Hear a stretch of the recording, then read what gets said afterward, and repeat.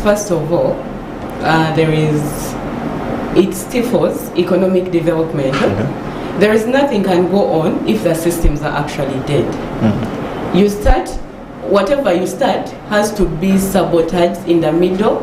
That is why you're able to see the roads that are constructed today, and after 2 years, 1 year, they're already potholed. That is just one. You can see the facilities, medical facilities, you're there. Because of corruption, it is maybe the ones who have the money that can actually buy their health. I could call it buying health. Then you will see so many people dying, the innocent. So if you don't have money, you cannot get justice, you cannot get, your health is not guaranteed. So it is first economic development, but there is also moral decadence, my God. The death of conscience. So you'd be there. These days, I want all of us to reflect on the bit of moral decadence, because you move along the road and then you're caught making a mistake, a traffic offense, and what do? Instead of allowing to get that penalty and going and paying for your offense, you want to fold your hand to the traffic officer. Are you being conscious yourself? No. So we are seeing the effects. Because then I can always buy my way out. If I'm imprisoned, I know I have those days. There is somewhere where we call it Gambano. Hey, speak to this one, speak to this one. But it has spread everywhere. So because I know I have this, that is all corruption, by the way. Because I know I can always get a way out. We are seeing the death of conscience, we are seeing the morals dying out completely. So even the children we are raising, it becomes tricky to tell them, do not do this. When I know I did not get the right points to merit my position into a certain school, but I know Daddy, Mommy will just make a phone call to so and so that I get my way into it. So raising the young generation after us might not have that conscience. Back then we had if I did this, it will affect my neighbor. So that we have the stifling of development generally, not only economic, but everything becomes stagnant. And then we have also the decadence in morals. We have death. By the way, the death also increase because no one really cares. We're looking at, we see the human rights being abused here, left, right, and center, because who is going to help them? No one. If there is corruption everywhere, then even the rights are abused because they know no one will bother. We are looking at domestic violence increasing in families because they know even if I did this, I will get away with it. It is different forms, really. And crime increasing in the country. All these are effects of corruption in the country, or even at home, back home. So it is broad. It has a lot of effects, far-reaching effects. Yeah, crime rate increasing everywhere because I know I can do anything and get away with it. Yes. Thank you so much. Mr. Osapiri, still talking about corruption, are there interventions by IRCU, especially in the fight against corruption, so that we do not keep on accusing IRCU for being silent? Thank you very much. I want to first give a disclaimer that those who say, I saw a post from a prominent person this morning that the silence of religious leaders is so loud. I think it matters the context where you want to group religious leaders. And sometimes people want, others to do what they want. And they don't want others to do the right things they're actually supposed to do. But if you say that religious leaders are quiet, I think you may be judging us wrong at the end of the day. Because when you look at the celebrations of masses in the different religious institutions. Religious leaders speak on these key issues. When you look at the national celebrations we've had, the last one being the John and Luum Day, the Archbishop, you know, spoke out so loudly on many things, issues of governance, issues of rule of law. I think people want religious leaders to go to the streets and become activists. Religious institutions don't do activism. We are not activists. We are faith leaders. We are supposed to, you know, guide people in respect to faith. And do more than that. And also spiritual growth and spiritual development, and of course supporting economic development and so on. And speaking up where we are supposed to speak up. The Bible says that speak up and judge fairly and defend the poor and the vulnerable. So yes, we have a role to speak up, and we often speak up. We often stand out. So what has the Interreligious Council been doing in respect to corruption? First of all, we are complementing the efforts of government in ending corruption, especially through social mobilization.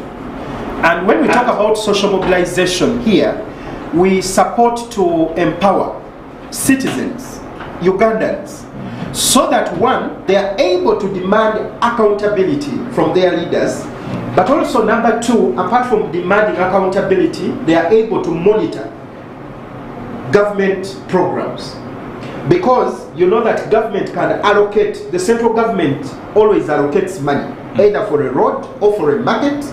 However, if we the citizens just sit and think that the leaders who are there are actually going to do those things that government expects them to do, especially at the local government level, then we are lying to ourselves. So we must put our leaders to account. We must put our leaders to accountability. We must make a demand from our leaders, because we are under a social contract. You know, the leaders are voted so that they are able to serve the interests of the people that have voted them. And so if leaders are not doing the right thing, then what do?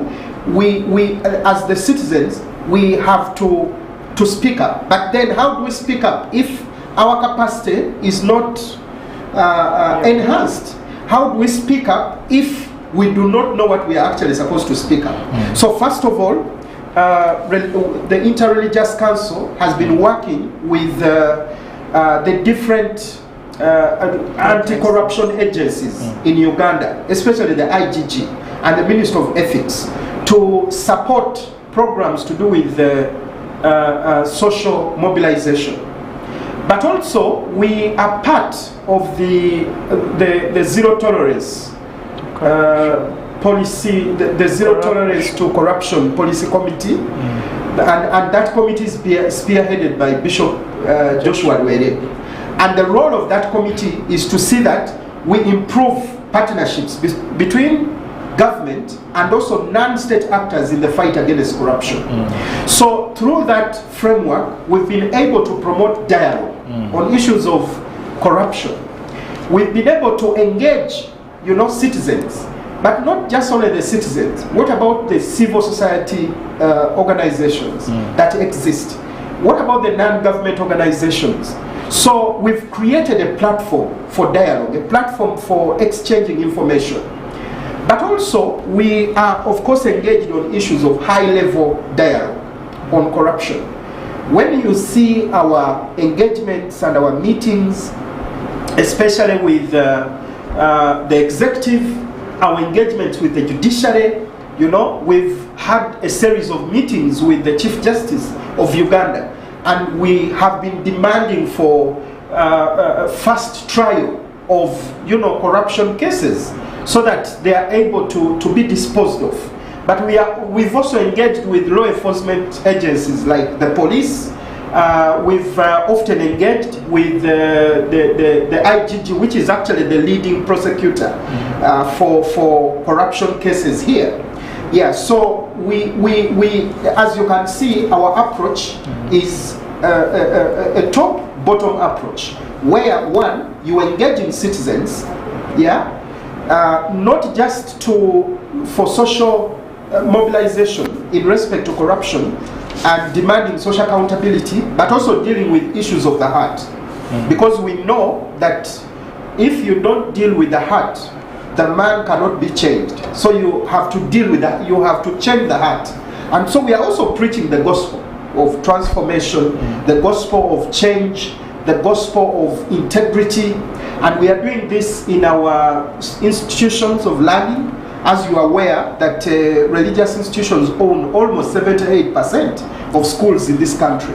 So we support young people through those integrity forums and integrity clubs in schools through our chaplaincies. Thank you so much, Prossy. Yes. Still about Interreligious Council. So when you sit, do you see any fruits or results out of these initiatives that you're taking on so far? Or are you optimistic that these initiatives will take us to a corrupt-free Uganda at some time? First of all, we are looking at the Uganda we want. Yes. What is that Uganda you want to see? But also, adding on to what he was saying, that we have different modes of operation. There could be someone who is outspoken, and that is how we can even see from now social media, how someone gets something and they quickly throw it out there and they get for likes and everything. But now for our part, we are always looking out for those issues and we operate in the background. We do not, even the Bible tells us what the right does, left shouldn't know. So I am actually seeing the fruits. I want to let you know that the time of Robert Chagulanyi's, the Arua saga, you remember the Arua saga? Our religious leaders actually had an audience led by our president, the Council of Presidents. They had a delegation that actually spoke out against these illegal detentions. And even during Ibrahim Chitata's time, when there were those rampant killings and all, they are always actually coming out. Recently, we have seen the Supreme Court judgment. You think it is only activists who are out there? Religious leaders are actually doing it, but in the background. It's just that we always have to do due diligence. In the legal profession, it's called due diligence. You have your facts well before you can attack. Yes, so I'm already seeing the fruits, but I am still hoping, because it is the Uganda we want. It's a dream come true. I know one day we shall be there, and we are actually heading there. When you see women being empowered, it is not just out of the blue. It is something that we are dreaming about and we are yet to see.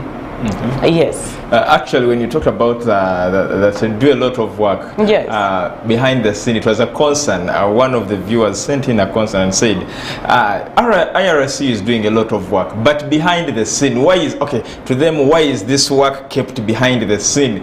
Yet it is work done for the public, for the good of the public, and you keep it behind the scene.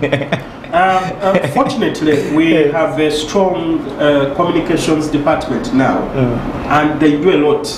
By the way, the viewers can follow us on YouTube. We have a YouTube channel, Interreligious Council of Uganda, but also we have Twitter. And most of our updates are actually on Twitter, because you have so many young people on Twitter.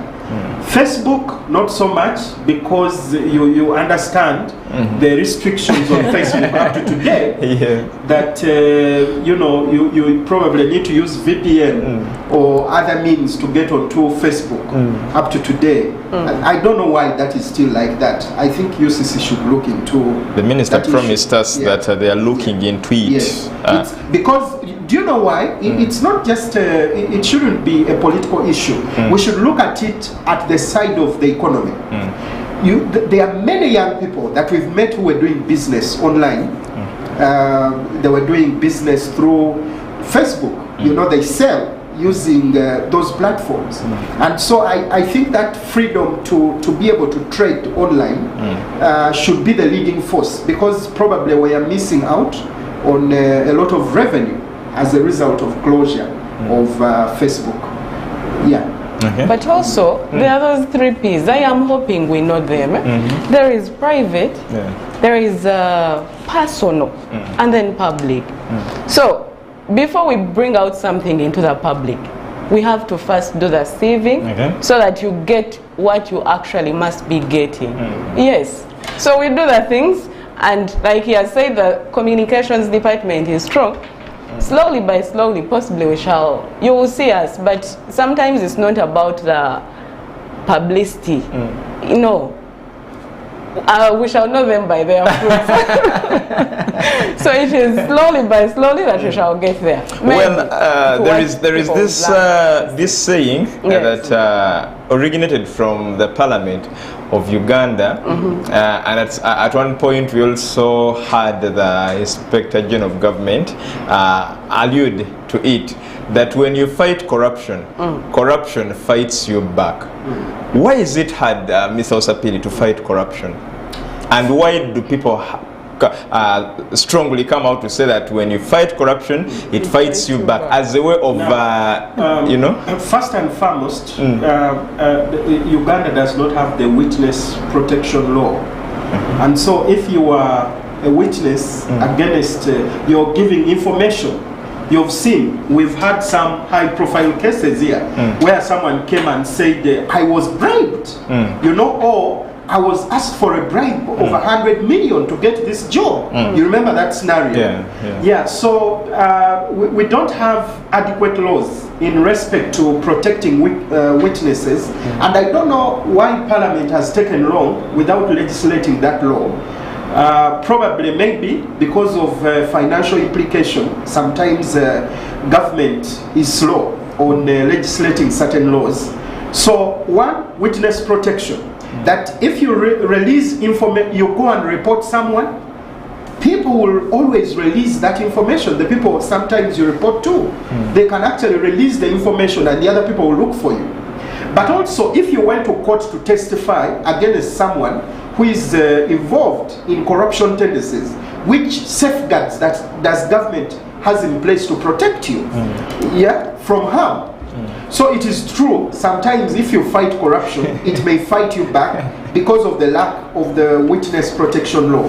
But secondly, corruption is entrenched in our systems, deeply rooted in our systems, in that the moment you try to step up, you know, and lead by example. I'm told there is a man who was brought to some ministry, I will not say the ministry, but he was taken there as an accounting officer. And when one of the accounting officers, so when they went for an activity in the field, he came back with balance from the field and took it to the accounting officer and said, when we went to the field, we had a balance of 10 million and it is here. And they look at the guy and then they're like, here we don't return balance. So they told, go and account for the money. And then he says, sir, I've done all the accountabilities and that is what I can account for. And this is the balance. The guys refused to actually get the money from this young man and said, here we do not return balance. You see that? So it's entrenched in the system. So actually they worked underground to ensure that this young man is transferred from this ministry, and before they transfer you, they make a call. Hello? There is someone we are bringing there who is problematic. Find a way of dealing with him. So you can see, there are young people who are out there who are passionate, who have integrity, who are saying, I cannot take a bribe, but does the system, does the system and the surrounding allow you live to your integrity? Does the system allow you? One time I mediated a high-profile case which had issues to do with land, and the person who had grabbed the land agreed to pay back this person in terms of money, and I think maybe the tune of 500 million. But before we could get the mediation settlement and agreement, someone came behind and said, counsel, we want you to pull out of this, we are giving you money so that we leave this Chikome one. You see that? So is the system out there strong? Does it support integrity? Does it support accountability? How are we raising our young people? Do we raise them with those values of life, you know, that they'll be able to respect people's money, they'll be able to respect the positions that they are in? Because if government is paying you a salary, you don't even need to take an appreciation from someone. When we're at the commission at that time, the late Justice highly warned us, don't even take a thank you note after doing good work for a client. Because at the end of the day, they will want to come back and base on that thank you that they've given you, so that you can actually help them do something else, work for them on another assignment, something else, something like that. Yeah, so there's need for a lot of protection, even for the people who are working with agencies like the IGG. There's need for protection. There's also need for independence. Because if you are the Inspector General of Government and you're going to check Parliament, and yet it is Parliament that is supposed to vet you, at the end of the day, what are you doing? You are trying to, a hand that feeds you, you're going against it. Bite it. Yes, it will bite you. So I think there's need for safeguards, especially when it comes to anti-corruption. You need to safeguard the people who are working with the IGG. They need protection, they need security, but also they need to be paid. They say there's nothing enough, but I think they need to be paid a commensurate salary, you know, so that there's that temptation of because you can't have a decent life, you can't have a decent car, but you have 2 master's degrees and the title. You have 2 master's degrees, and you also have a good title. Yeah, but you cannot afford a decent house. You can't. So there will be the drivers. Yeah, people may be tempted to actually go into the unlawful. So I think it's important to offer a lot of protection, so that when they are fighting against corruption, corruption is not fighting against them. They are not being fought at. Yeah, so I think the IGG was very right. 1, no witness protection law. Number 2, there is no adequate resourcing. Number 3, talk about independence. Because you know, on issues of corruption, there's a lot of patronage. I remember one IGG, whom I will not mention by name, but I've been following them because I have a keen interest in anti-corruption. He said, we are trying to fight the corrupt, but you people are shielding the corrupt. Imagine a corrupt fellow who has embezzled money from Global Fund, Gavi Fund, and then the next time you appoint him as a minister. What are you doing? You're actually rewarding that person for their mischievous behaviors. Yeah, so if someone has been held liable to corruption charges, why should they access public office again? Why? Why would I be in public service if I was already charged and I served? Yeah, so I think we need to actually work on our legal frameworks so that there's a lot of protection to people who are engaged in the fight against corruption. Okay. Yeah. One thing. Yes, please. I think one thing we need to do is soul searching at individual level. Because at this rate, even if we have how many laws, it might not help us. We have so many beautiful laws in Uganda, but we still see these things happening. So I think we need to go back, search deep within you, and look back and say, we are talking about the Uganda we want. You as a parent, how are you raising your child? Are you instilling these values in the child? So that even if he's being fought for being upright, he will say, okay, let me go where I'm wanted. I will go freely without even thinking, oh, I have lost this and that. Because actually the Bible tells us to defend the weak and the fatherless, uphold the cause of the poor and the oppressed. That is in Psalms Psalm 82 verse 3.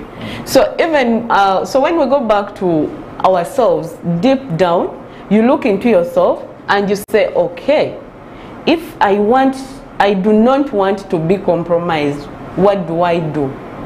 If I instill values in my children, I know they will grow up to be very responsible children. Right from the start, from the family, charity begins at home. We as parents, I think, need to do more of nurturing.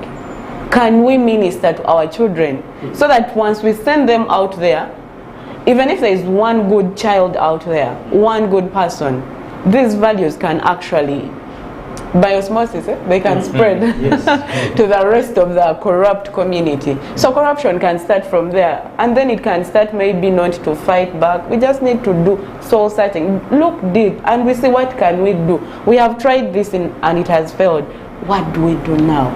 I think we need to go back at individual level, at institutional level. Families, it starts at home. Instill the values, and then you see them spreading out. You reminded me of something, an example that someone gave, that today a parent sits in their vehicle with their child and they beat a traffic light, and then they rejoice. They say, oh, God has helped us. So the child grows knowing that even beating the traffic lights, it is God who helps you. So this is the soul searching that you're talking about. I think we need be an example, like walk that talk. You as a leader, you as a parent, that example you're showing, actions speak louder than words. So walk that talk. Do not preach this and then you do contrary. When we do that, actually, I think that is one of the best things we can do. If we walked that talk. In every institution, every family, every religious group, I think corruption would be normal. If we just walked that talk, that one thing, you walk that talk, you don't say, are you the kind of person who will bring people to sign for per diem when they did not even attend a meeting? That small thing can be corruption. You also go and append your signature somewhere. When you did not attend. They have told you, no, don't include the amount, just sign. Yes. And you also sign. Yes, but yes, and he brought it out very well. The bit of don't even receive a thank you. No, it is your work, it is your responsibility. Of course, you will say you're welcome because there are so many who are paid and they're not doing what they're supposed to do. But yes, if you've done your work, you should be appreciated. Yes, but I think let's go back to the basics. Walking the talk, soul searching. Where did we go wrong? There is a lot at stake. How do we proceed? Okay. Thank you so much. Before we get into the break, John, earlier as you were defining corruption, you talked about the moral corruption. And I think that is the biggest thing we are battling with as a country. But are there interventions by religious leaders or an IRCU to address the moral corruption at family level? Now, first and foremost, yes, I would start with the idea of the preaching of the good news, which is the gospel. Because the Bible says the gospel is the power of God unto salvation. So the gospel has the ability to change someone's mind. So I think the biggest contribution religious leaders are making is to preach the gospel. And we are talking about the holistic gospel that pushes for transformation of the entire human person. Not the half gospel, but the full gospel. That is very critical. And they are doing that, and they are doing it so well. And of course we also have challenges when you talk about the gospel, that today the focus is on prosperity. The focus is not on human change. The gospel is not on human transformation, the gospel is not focused on speaking against sin. Some churches even don't speak against sin. So I think it's important that the gospel that we are preaching, or the religious institutions are preaching, should actually be holistic to bring about change. But number two, we also have accountability groups within our our religious institutions. For example, you have Mothers Union. Yeah, we have the Christian Women Fellowships. You know, we have different fellowships, and these act as integrity, accountability forums for young people. That you are part of a youth meeting, and then you go to this youth meeting, and then you receive instruction, you receive a message, you know, because you are part of that network. So we also have those networks which support young people. And of course, the youth networks are also very strong, like the Interreligious Council. We have the Interfaith Youth Network of Uganda, which is replicated from the national to the lower level. Then the other thing that religious institutions are doing is mentorship. Because with mentorship, you speak to someone, you develop a relationship with somebody for a long period of time, and then be able to inculcate certain values in those people, the values that you want to see out of your mentee. So we encourage, you know, young people to be mentored, to sit under a mentor. Someone who has actually been mentored, you will notice they are different from the person who has not been mentored. So it is critical that as religious institutions, we strengthen those mentorship programs where young people can go and then they are mentored, young people can go and they are spoken to. Young people can go there and they are trained, they are even corrected. Sometimes it is easier to correct someone in the church than correcting them at home. Because in most cases at home, they are so used to their parents. And they tebagala kumanya. But it's critical that as church, we strengthen those mentorship forums where young people are, so that we bring out the attributes that we want to see out of them. So those three deal with moral corruption, because to deal with moral corruption, it has to be transformation of the human heart. But also, I think it's critical for religious leaders to set an example. The Bible says that in 1 Timothy 4:12 that be an example.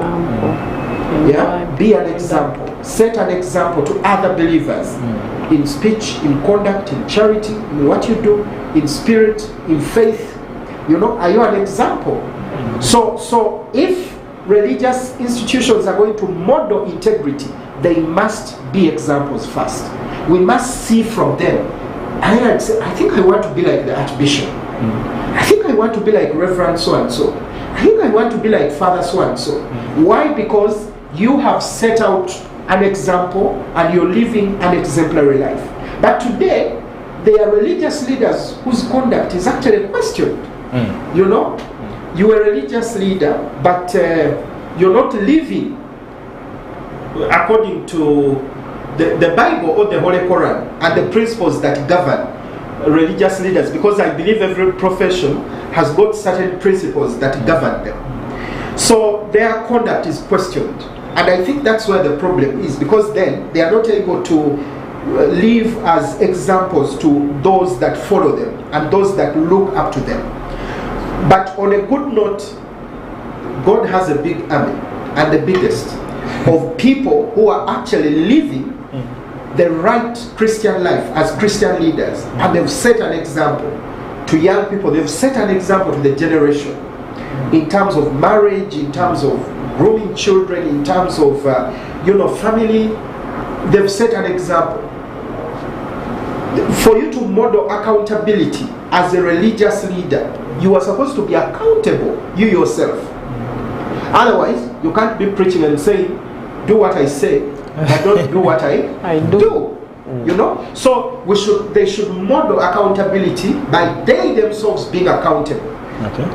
Yes, and I think the churches are doing that. You know, in respect to integrity, they are able to account. I know there are some churches that don't account. But the traditional churches will account. They will tell you what we collected. They will tell you this money did this and this and this. That is critical in developing young people to have virtues of accountability. You account for every penny that you have. You know, Yeah, so I think that when we do that, then we'll be able to develop these virtues against moral corruption. Thank you so much. We are taking a short commercial break. When we return, we still have a lot to talk about, but also in the second part or the second hour of this show, we shall get you will be part of the show by interacting with us. Send us your comments, send us your question, send us your response. It will be responded to. We are taking a short commercial break. We shall be back.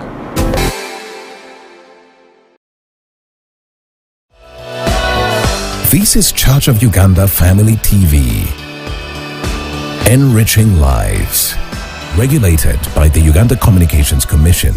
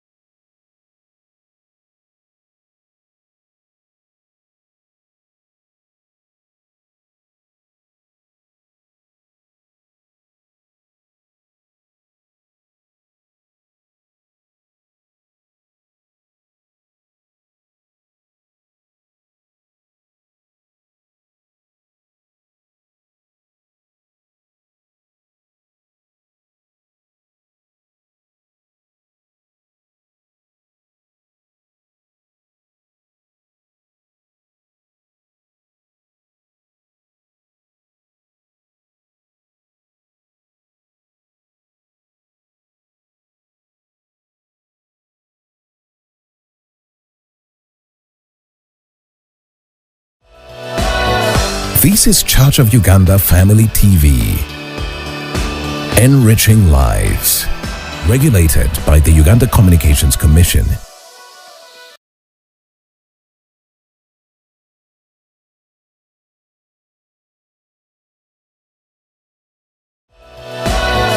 This is Church of Uganda Family TV. Enriching lives. Regulated by the Uganda Communications Commission.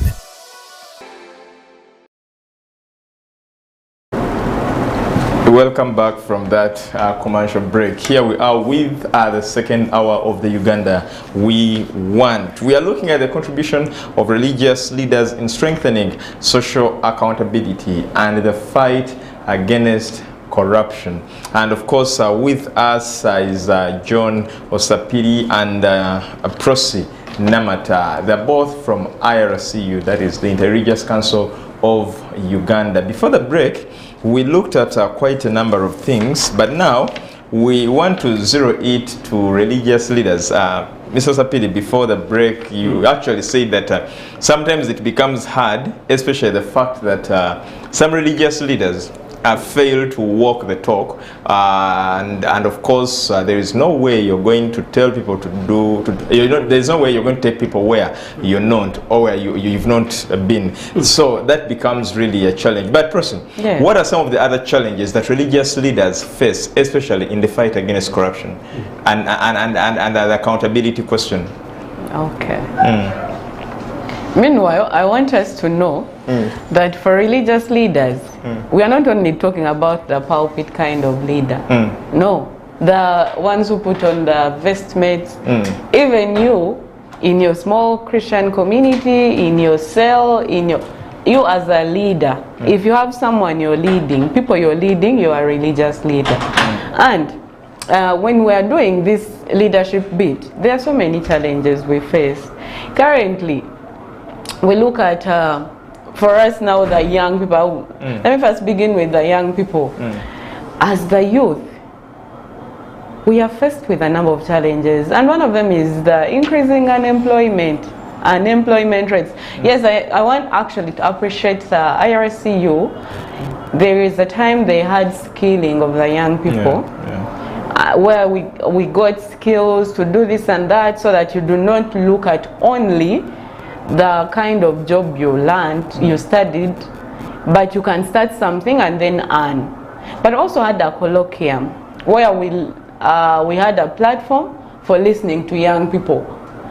We had people coming in to listen to what the challenges are and we would want to see addressed. But now that unemployment affects us in many ways, in that even when I want to remain upright, it might be hard because I want to survive. It is now the struggle for survival. So unemployment is one of the challenges we face. It is at a very high rate, given that we are the majority. The young people ages 18 to 35, they are the majority. We are the majority in Uganda. So unemployment, if it is up there, we always get a challenge. You cannot fight corruption when you're looking for survival. There is a point we had, there is this politics of survival, whereby we had recently a discussion where we found out the people who did research, actually the Julius Nyerere Institute, did research on young people, and they found that we are being used as young people. Someone will have about 10 or so shirts, different colors, depending on the number of political parties in the country, because I'm looking for survival. So today when the red people come, I will put on my shirt, I am a noob supporter. I can get the bread, the mugati. Then I go, when yellow is there, red, like blue, any color. So it is the politics of survival, and that makes us being used. That politics of survival is one of the challenges. We cannot actually fight corruption when we are still looking for survival. We also lack the resources. Even when you want to do something, you have very good initiatives, but when you lack the resources to help you move the strategy, the initiatives you're starting, it may not be easy to fight corruption. The other challenge is the lack of support from our institutions, I should say, because if you are to come out strongly, you need backing from your superiors. You as a person, you cannot. They say one blind cannot lead the others. So even when you want to do something, when you do not have backing, support from the other people you lead, no, as religious leaders, yes? I'm now talking about the clergy.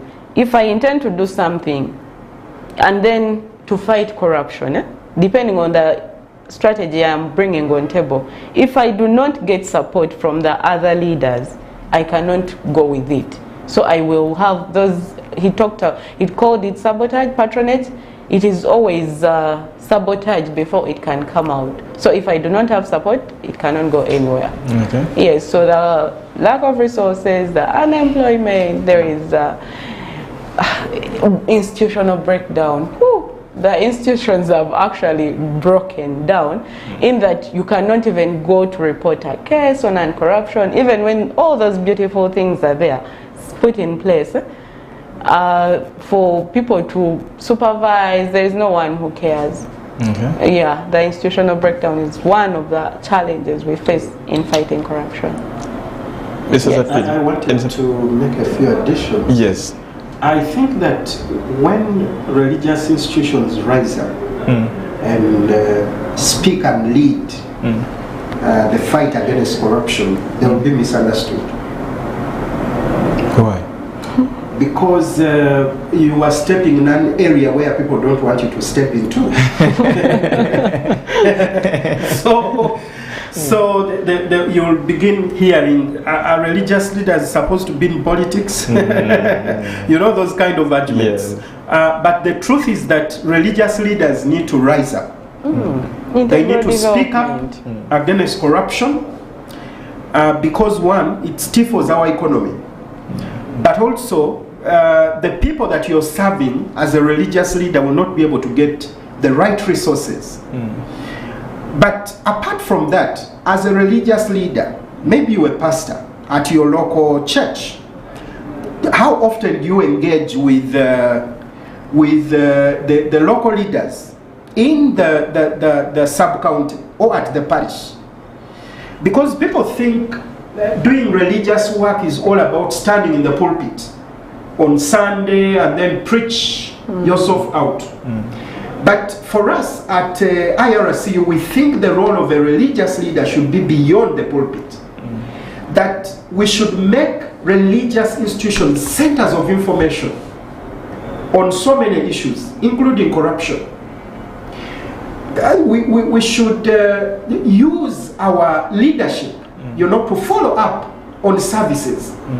Once in a while, you can invite the chairman LC5 to your cathedral to speak to your people about the government programs that have been, that you are actually implementing. Yeah, so, and I think when you start doing that, you will face some challenges.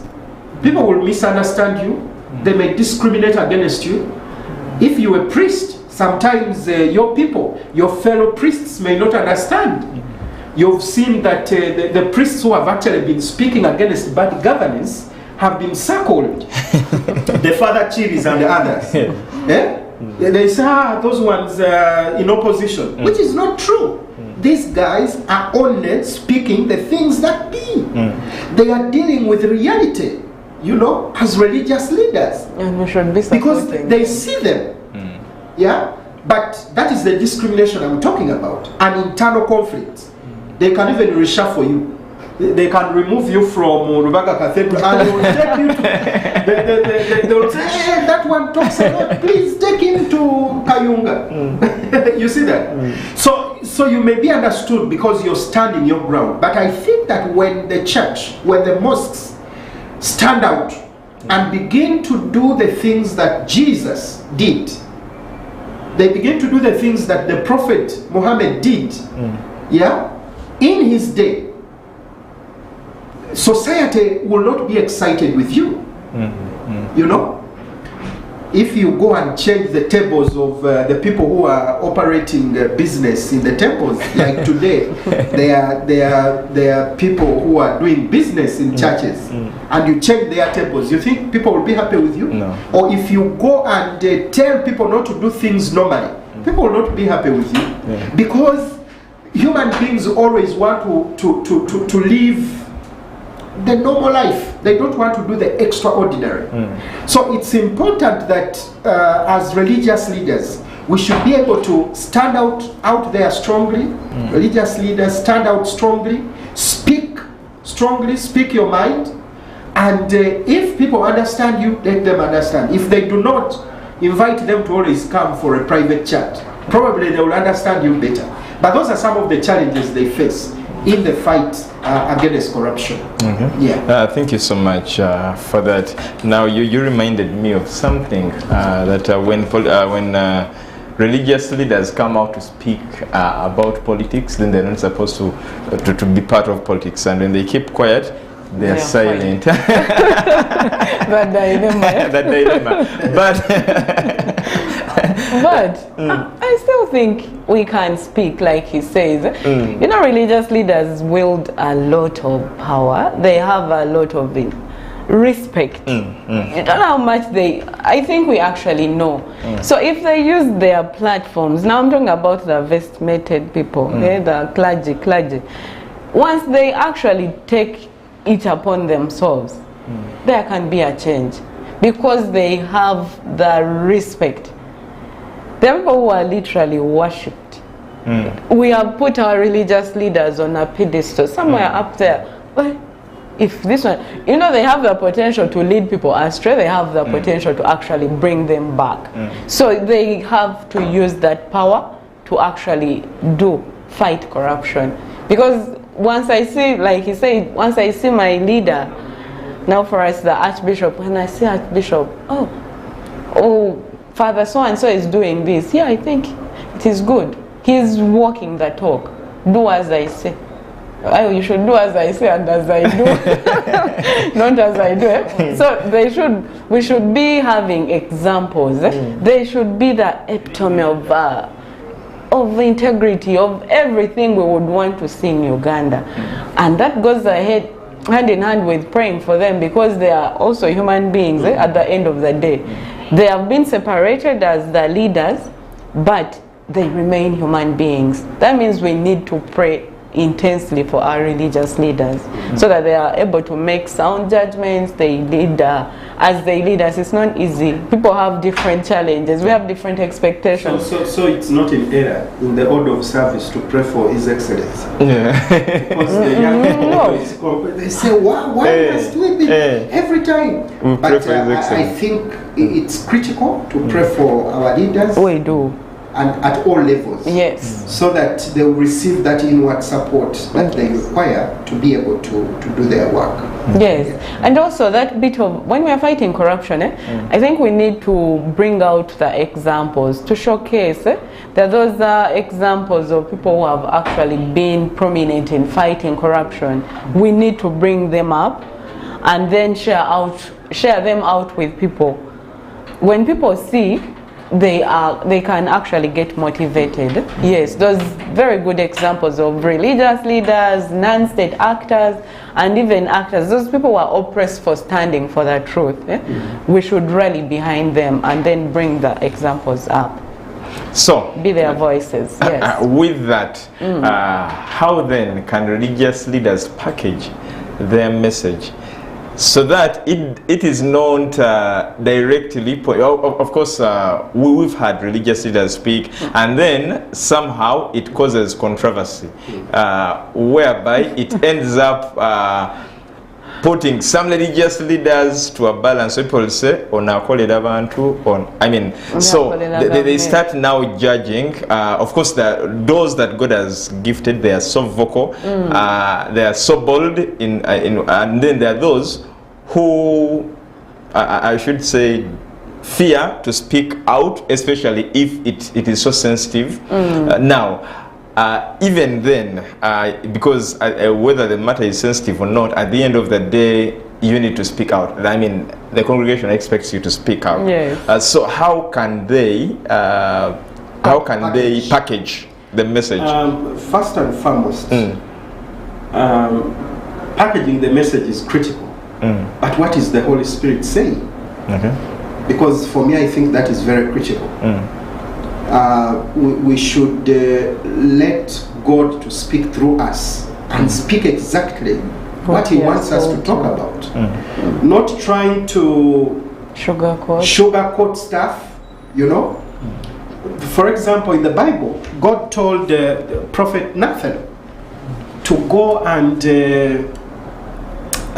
speak to David because he had actually committed sin.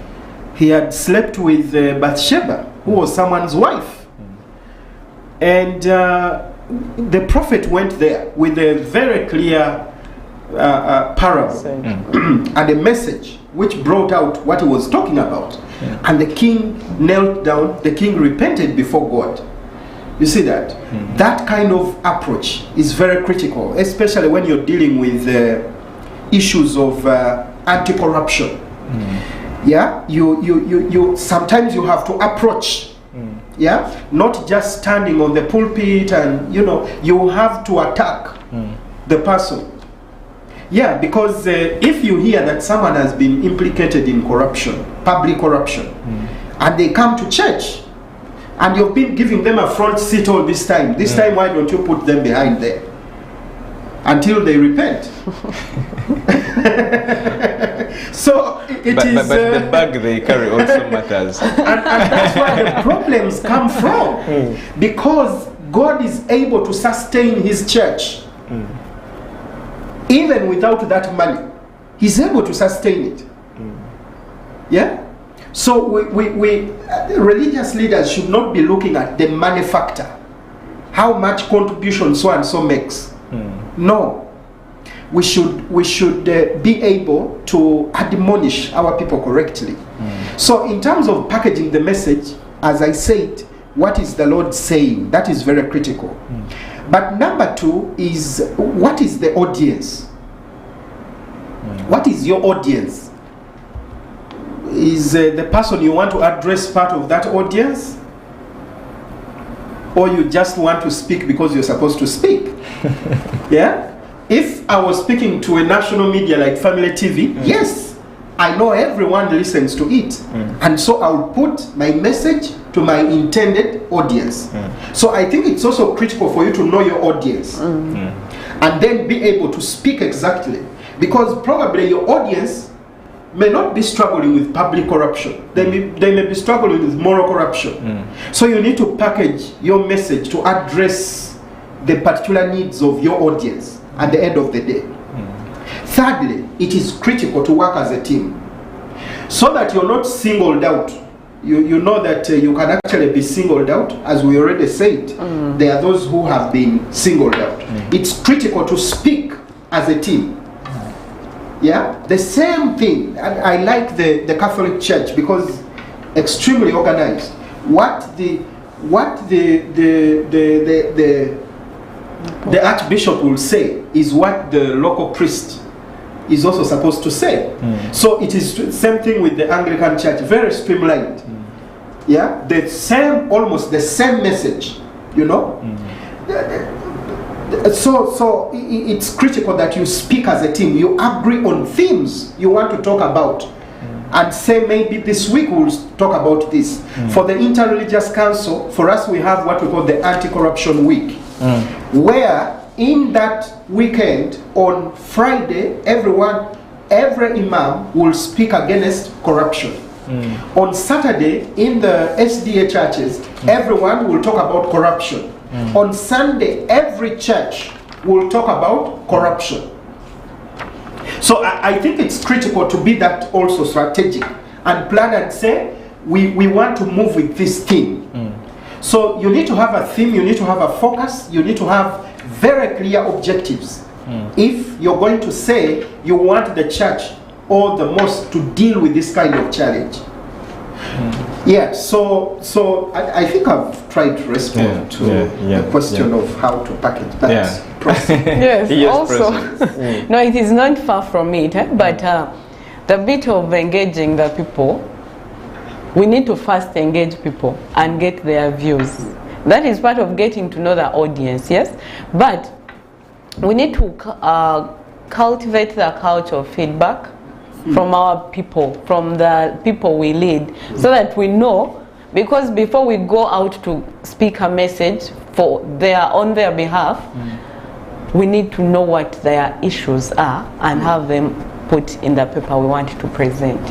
Yes, so then you will package this information which is touching each and everyone's issue. It might not be brought out clearly, but at least it is hinted in it.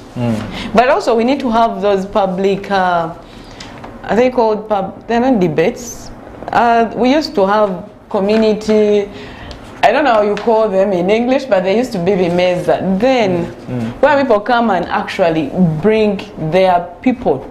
You encourage accountability, the leaders. They tell you what they are doing and then you start questioning them. This, you promised to do this. How come it's not happening? What is not happening? So even you who is vying for a position at whatever level, you're able to know that you will be held accountable by the people you promised to actually lead.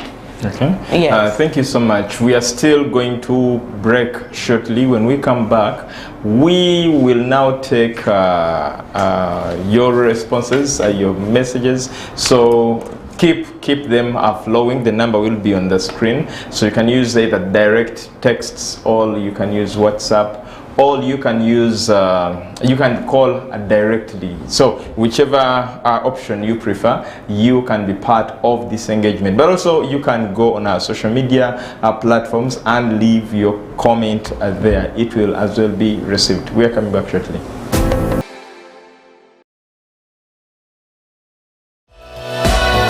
This is Church of Uganda Family TV. Enriching lives. Regulated by the Uganda Communications Commission.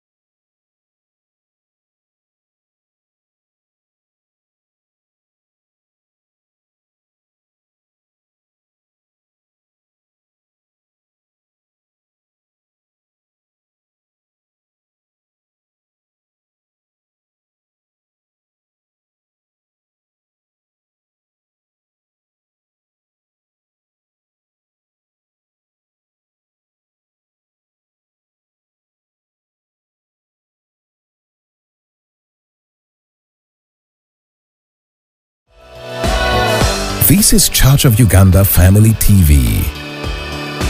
Enriching lives. Regulated by the Uganda Communications Commission.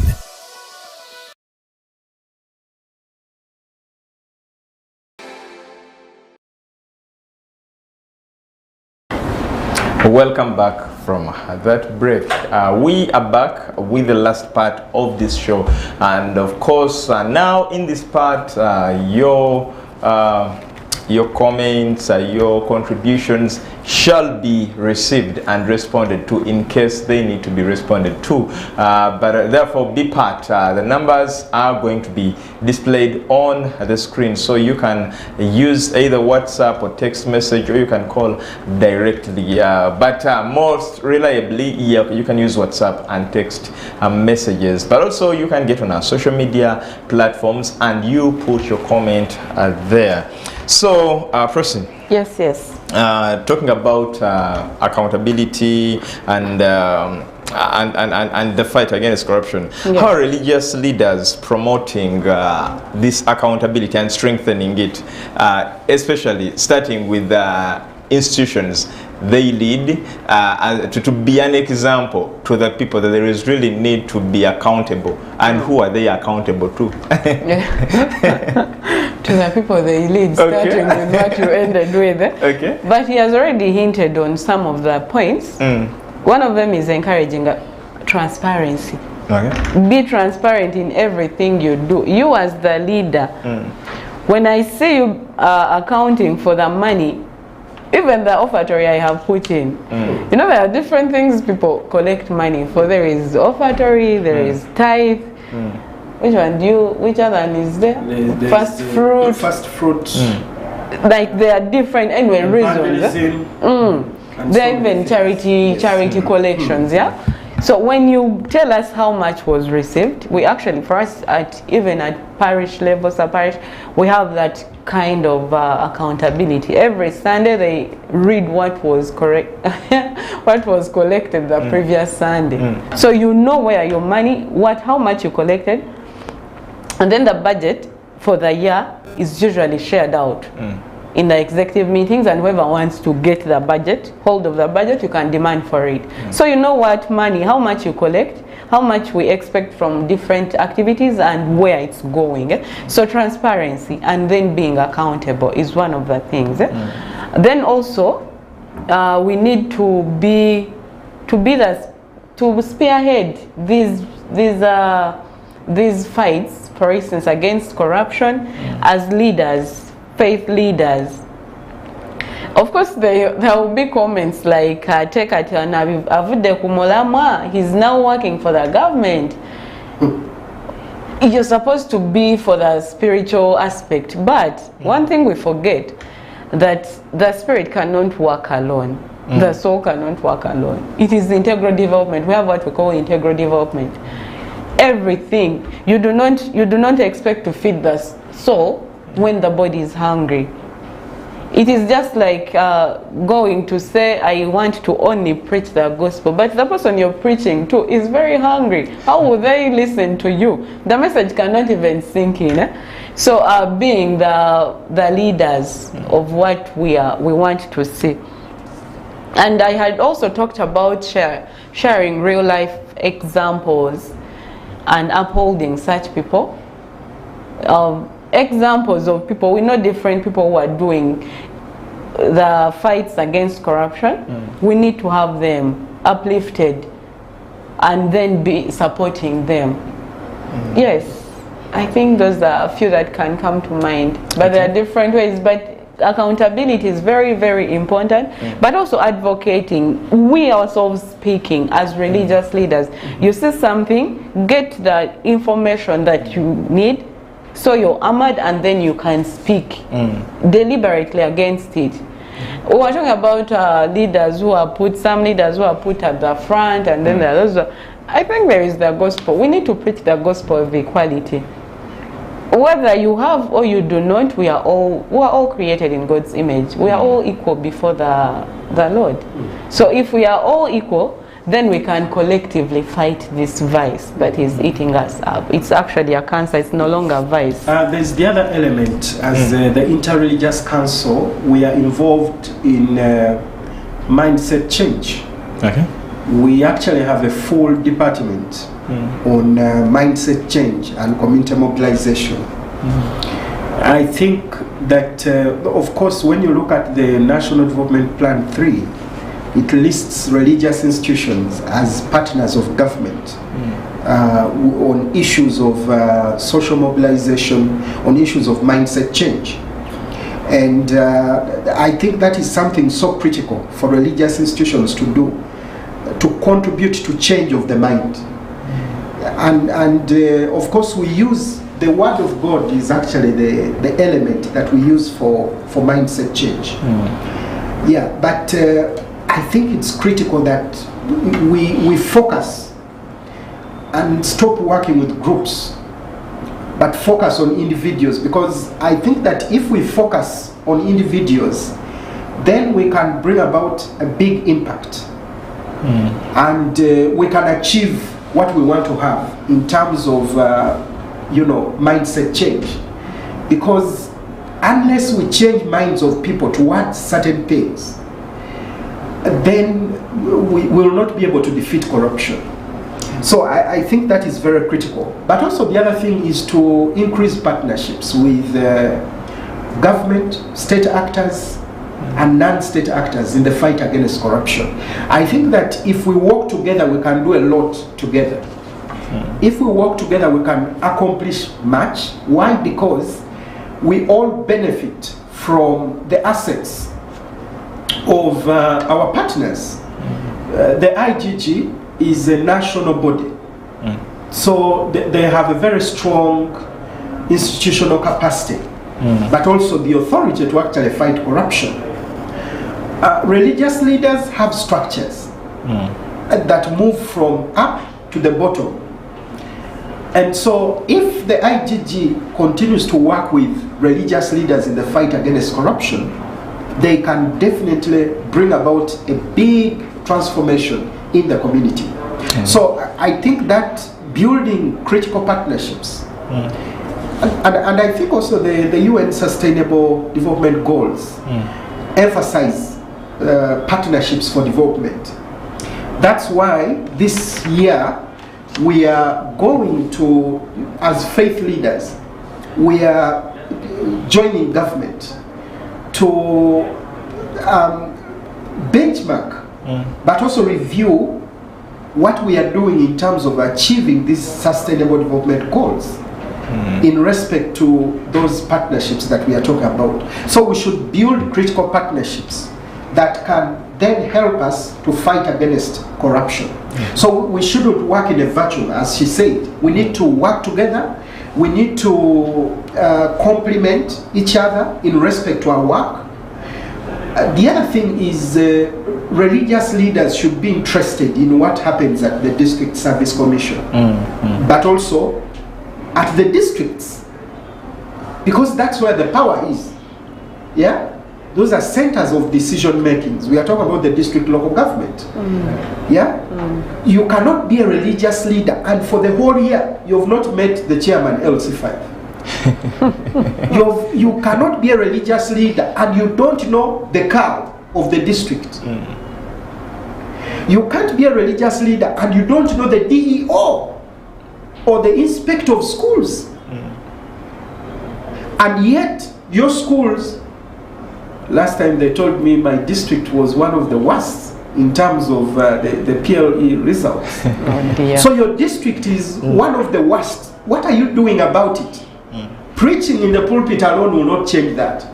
We must engage with the powers that be. We must engage with people who are in places of authority. So those engagements, and that's why you see the Interreligious Council has something we call the District Interfaith and Peace Forums. And what happens in those forums when we are meeting, we will invite the LC5, we will invite the cultural leaders, we will invite the district community development officer in those engagements. Why? Because as you have those kind of dialogues and meetings, every party handles what they are supposed to handle in such an engagement. And if there is anything that you want to know, you can question the RDC, because you're there with the RDC. You are in a meeting with the RDC, instead of going to speak about the RDC out there. But you can question and say, this is being done in a wrong manner.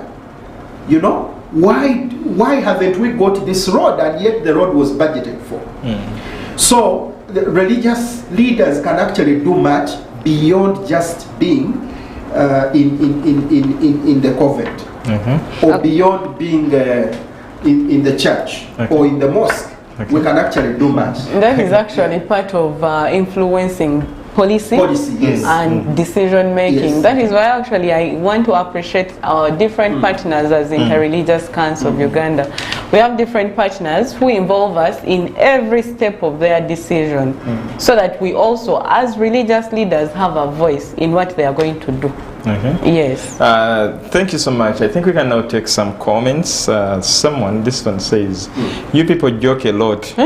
The fountain of honor, who is also the appointing authority of the Inspector General of Government and the deputies, told the IG point blank that leave people to steal as long as they steal and invest, actually said develop, and develop the country.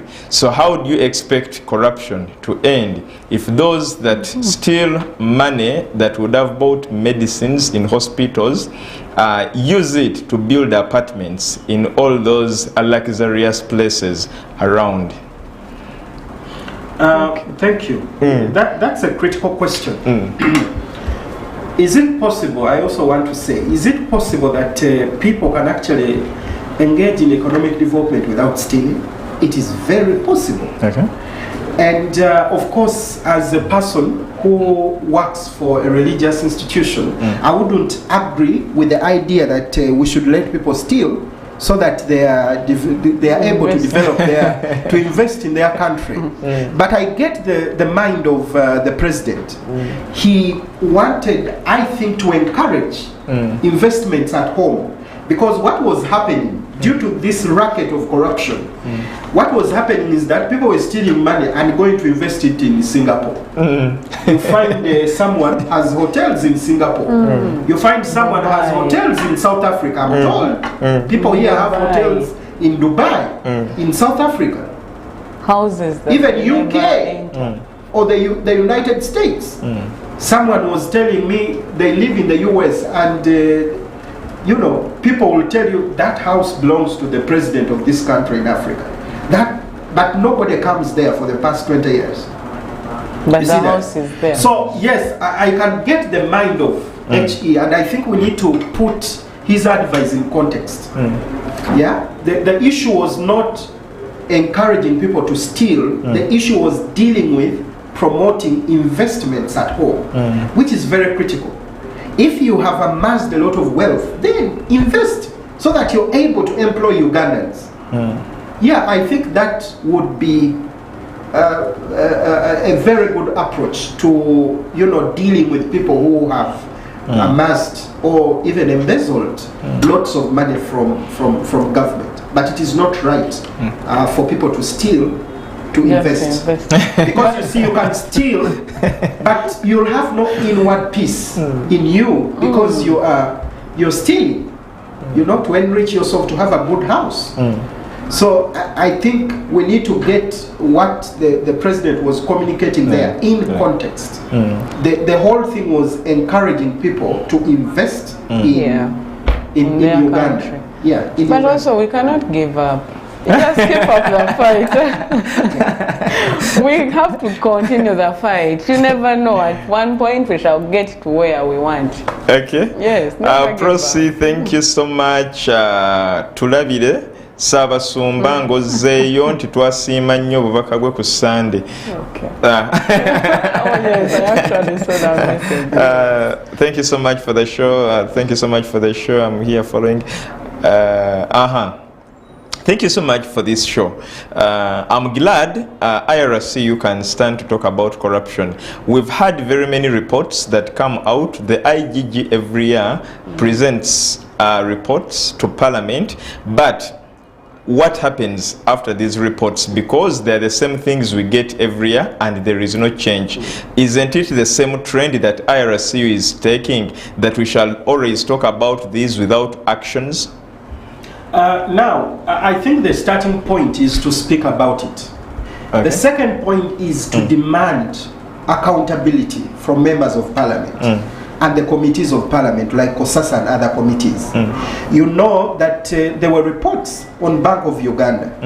And apart from, because you see the work of those committees to investigate, and then in most cases the Parliament will give a directive and say maybe let the CID investigate this, and then the DPP will probably take it.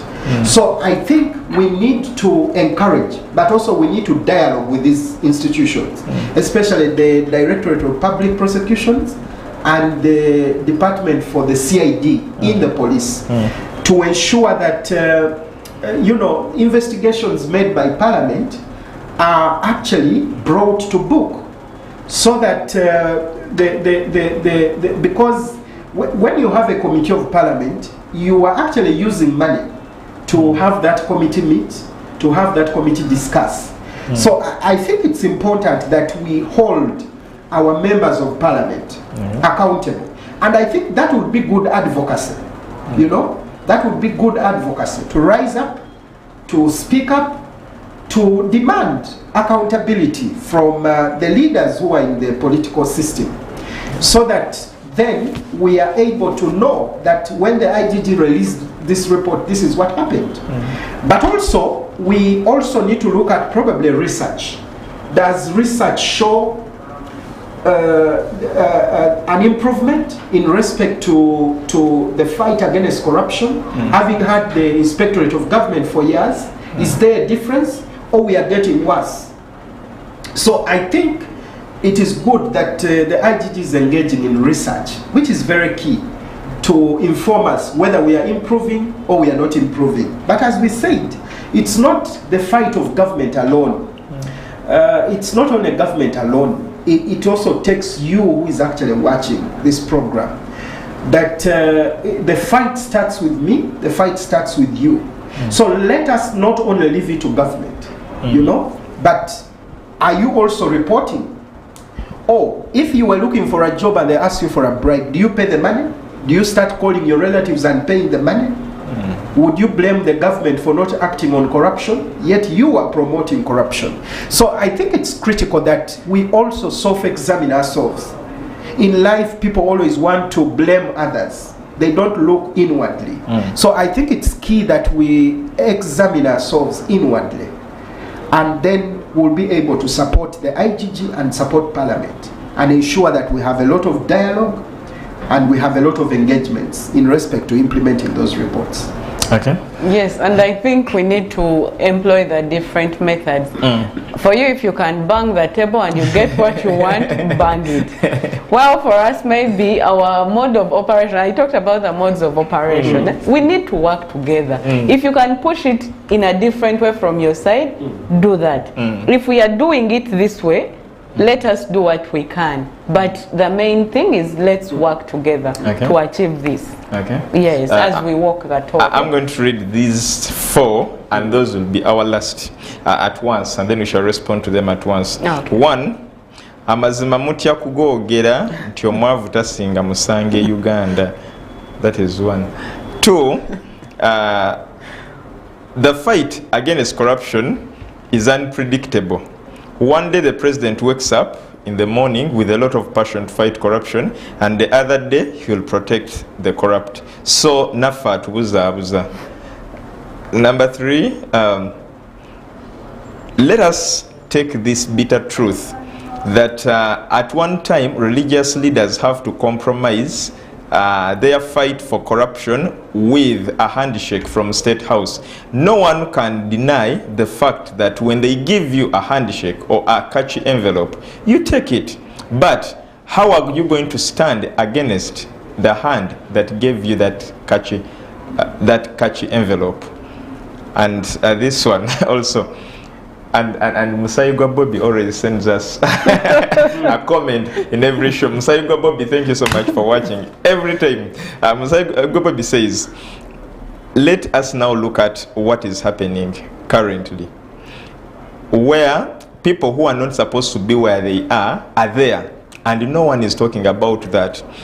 You go and check all government officials, you realize that most of them do not qualify to be there, but because they have friends that have either connected them or they know a big person. What? Thank you very thank you very much.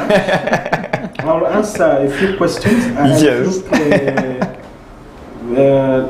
Council Namata here will answer the question of justice before the law.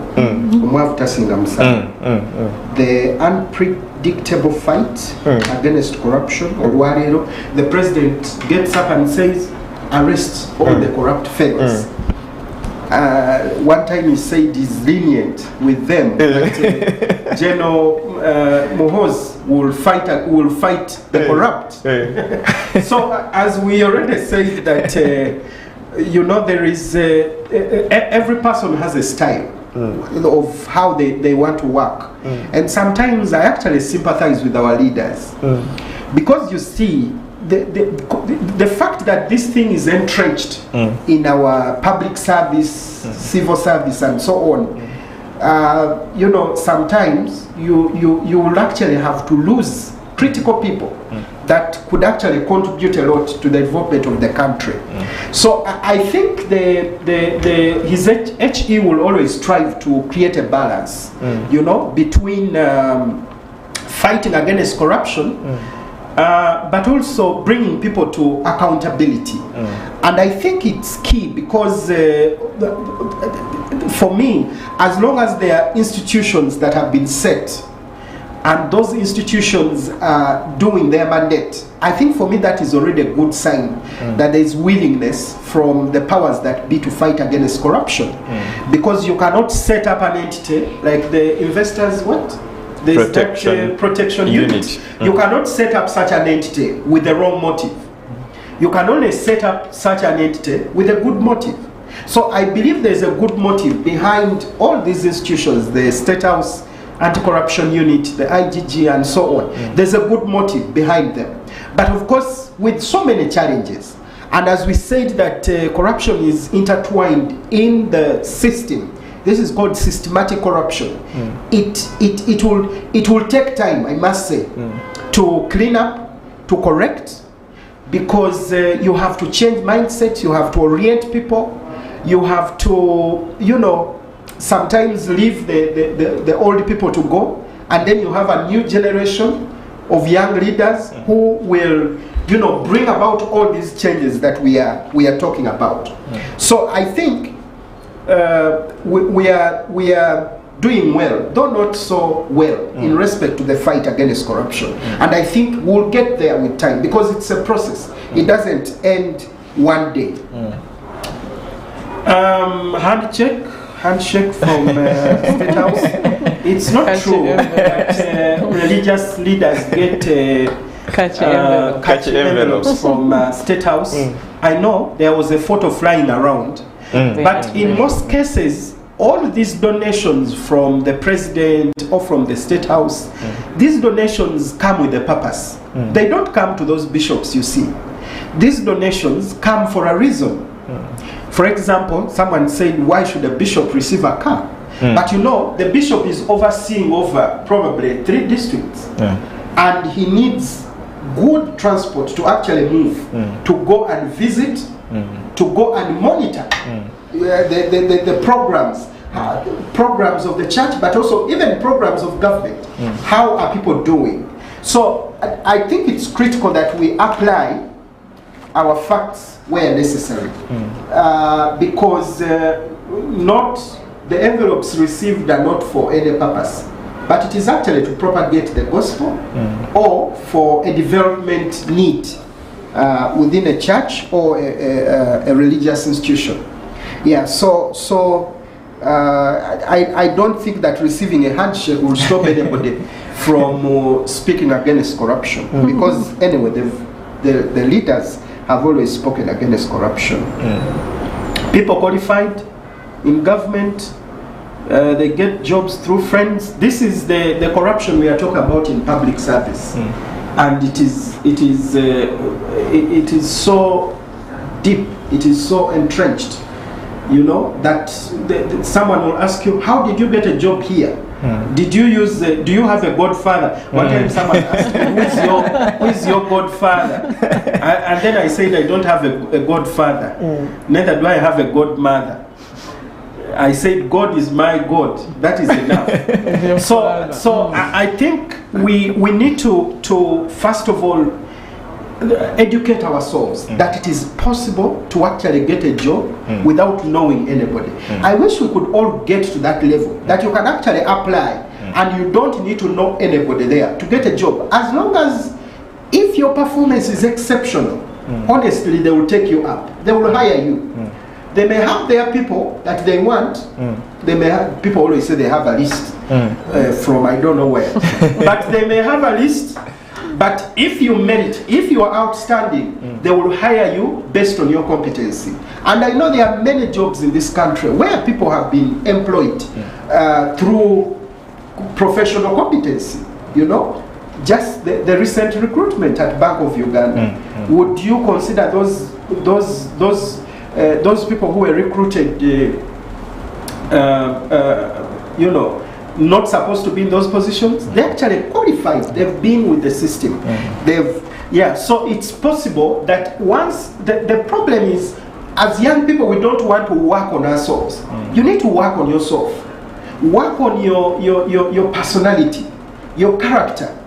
Work on your academic credentials. I always tell people, if you graduated with a degree in social work, how different are you from the other person who also has a degree in social work? So you must make yourself different, so that when you come to the workspace, people will look at you and say, I think this person, even if they don't have experience, but they seem to be better than the other people, based on these factors. So we shouldn't, someone said Uganda Airlines. The issue is they're referring is Uganda Airline performing? I think that is very critical. Are we performing? Is the work being done? Because you see also this colonized mindset, where people think it is only those with a degree or those with a master's who can do stuff. I was told Bugisu Cooperative Union was designed by people who didn't go to school. And their thing lives up to today, you know. And we have so many things that were designed by people who actually went to school, and the thing failed. You know, I always wonder, why don't we have businesses from Africa going to Europe? Here you have KFC, which is a foreign company. But what about us building our own, what is that brand for Uganda? It is just near here. Javas. If we can build such brands, we will be able to go to the international market. By being best at what we are doing, by being excellent at what we are doing, and doing the right thing. You may not be so educated, but I tell you, you can beat people who are educated. I have a friend, she never even did senior 4, but she was hired by a company, and she was a supervisor in a company. And they said, you are the best for this job. I said, but you people, me, I don't even have any document. But because they looked at her personality, they looked at her capability, they disregarded academic credentials. Thank you so much, Mr. Osapiri. Prossy, as we wind up, Yes, the last comment, I just wanted to make 2 comments. Yes, please. One, on the bit of the envelopes and everything, he made it very clear. These religious leaders need our support. The dilemma we're talking about, the same people were saying they get envelopes, they do this. Once the religious leaders always run to them for help, we need this money to do this, we need money to build, to do this, they are always complaining, so where do you want them to go to do, or what do you want them to do? I think we need to support our religious leaders so that we stop the accusation of the thing of we cannot buy the hands the hand that feeds us, support them as much as we can so they don't compromise. And then I think that was from Musaigwa Bobby, the bit of Omavuta Singa Musango in Uganda. It's not true. And do not fold your hands. Do whatever it takes to get justice. Justice, they say, we know that truth always travels, whether slowly, at whatever point, it will actually one day come out. Do not give up the fight. There are very many pro bono lawyers, there are very many, we have the justice centers at different levels that can actually help you. There are organizations like FIDA, there is Uganda Law Society. Take your matters if you don't have money to pursue your case, and your matter will actually be heard. It will go on. Even if you die, God forbid, your children or whoever can follow it up. You will get justice one day. Do not give up, and don't forget to pray. Prayer is the first thing. I will take back my message. Thank you so much, Prossy. Thank you so much, John, and thank you so much to you, our viewer. It's been a pleasure having you. I've worked with Brinko, SC, and Patience. And from the entire team, we wish you a blessed afternoon.